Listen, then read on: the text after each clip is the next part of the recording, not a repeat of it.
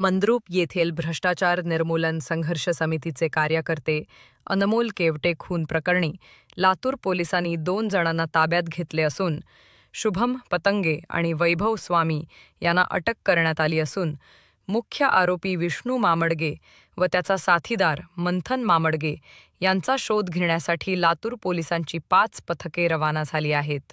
बुधवारी मध्यरात्रीनंतर खाडगाव रोड परिसरात गाडीला कट मारण्याच्या कारणावरून अनमोल केवटे आणि त्याची मैत्रीण सोनाली भोसले यांच्यावर धारदार शस्त्राने हल्ला झाला।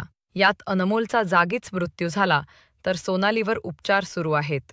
त्या घटनेपूर्वी आम्ही सावधगिरी बाळगली असती तर तो प्रसंग घडला नसता, अशी प्रतिक्रिया अनमोल केवटे यांचा कार चालक नवनाथ धाकपाडे याने व्यक्त केल्याची प्राथमिक माहिती समोर आली आहे।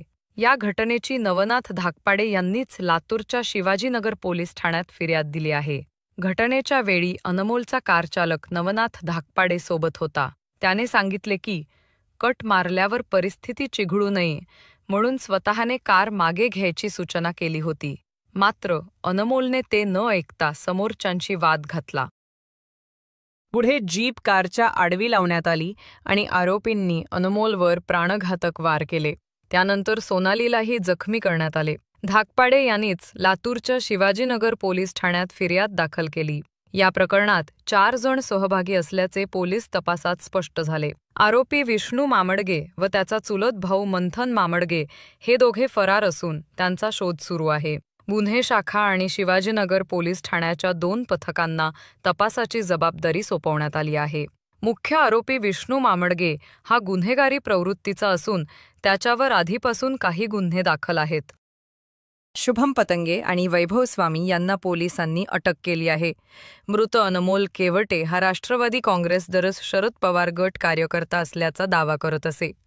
तसेच अखिल भारतीय भ्रष्टाचार निर्मूलन संघर्ष समितीतही तो कार्यरत होता। शरद पवार आणि रोहित पवार यांच्यासोबत त्याचे फोटो सोशल मीडियावर आहेत। मात्र त्याच्यावर मारामारी, खंडणी वसुली यांसारखे 5 पेक्षा अधिक गुन्हे नोंदलेले असून त्याला जिल्ह्यातून तडीपारही करण्यात आले होते। दरम्यान जखमी सोनाली भोसले ही मूळची अंत्रोली तालुका दक्षिण सोलापूर येथील असून विवाहित आणि 8 वर्षांच्या मुलीची आई आहे। गेल्या काही वर्षांपासून ती भ्रष्टाचार निर्मूलन समितीत सक्रिय आहे। लातूर मेळाव्यासाठी ती अनमोल सोबत आली होती। सध्या तिचा जबाब पोलिसांनी नोंदवला असून पुढील तपास सुरू आहे।